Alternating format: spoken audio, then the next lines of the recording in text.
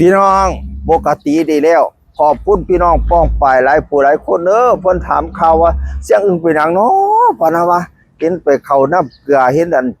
อันไปนอนอยู่โรงพยาบาลพะนะว่านั่นน่ะ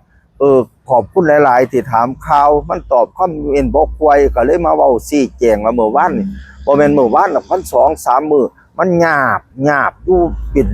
ซ่าๆหยาบๆอยู่หน้าข้างซ้ายนี่แหมแล้วก็แขนซีกซ้ายนี่ ได้ยินข่าวแต่ว่าบ่แม่นมันสิเป็นสโตกสเต็กติก็เลยไปหาแพทย์หาหมอเพิ่นก็ดูแลดีเพิ่นก็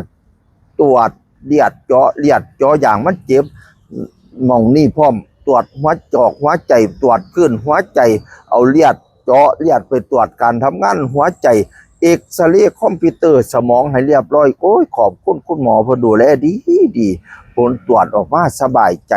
ไม่มีภาวะสโตรกสเต็กไม่มีเลือดข้างไม่มีจุดดำไม่มีอะไรในสมองคอยเป็นคนมีสมองอยู่เอ็กซเรย์คอมพิวเตอร์แล้วเพื่อเห็นสมองอยู่ไม่ใช่คนไม่มีสมองนะเป็นคนมีสมองอยู่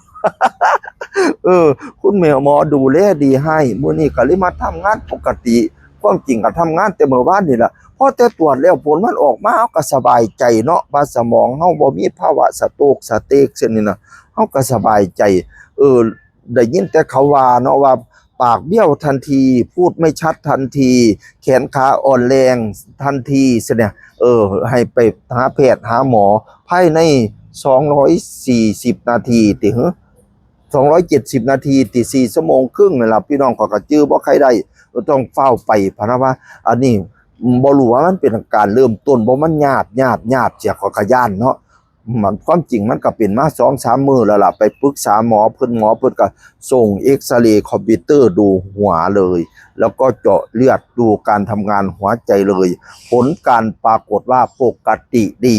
มาอ่านข่าวว่าแวะๆได้เหมือนเดิมแต่ว่าให้พักผ่อนให้เพียงพอลางเที่ยนั่นข้อยสิบอกว่าเขานอนดึกลางเที่ยน่ะตี 2 6 โมงกว่าก็ตื่นได้นอนมื้อละ4ชั่วโมงกว่า5ชั่วโมงลางเที่ยก็นอนบ่หลับ ตกลงแล้วได้นอนน้อยเดียว มื้อนี้มาทำงานคือเก่าเออไปก็เด้อขอบคุญขอบคุณพี่น้องป้องฝ่ายผู้ถามข่าวสาธุผู้ใดถามข่าวผู้ขามมาตอบบอกไว้ก็ขอบคุญขอบคุณหลายๆเด้อผู้ใดถามข่าวมาให้แข็งแรงกันสุผู้สุคนเด้อรวมถึงตัวผู้เว้าพร้อมให้เจ้าแจ้งปานดาวให้เจ้าขาวปานไฟความเจ็บอยาสุได้ความไข้อยาสุมีบัดเนี่ยให้เจ้าแข็งปานผ้าให้เจ้ากล้าปานตะวันถึกแดดก็อย่าไหม้เป็นไข้ก็อย่าหมองสุดไปพ้นให้เจ้าพ้นมาใหม่สุดไปไม่ให้เจ้าแตกยอดมาไปก็อย่าฆ่ามากก็อย่าของอย่าได้มนคือตองอย่าได้หมองคือเท่าอย่าได้เก่าเสียสีให้ว่านั่งดีสีใสสองพละกำลังป้องไผ่ตองอย่าได้มีสุขาสุขีล้นกำลังคนล้นเนื้ออายุยืนฮอดร้อยจนสิ้นศาสนาขอบบุญขอบคุณสุขุสุคนสาธุสวัสดีครับ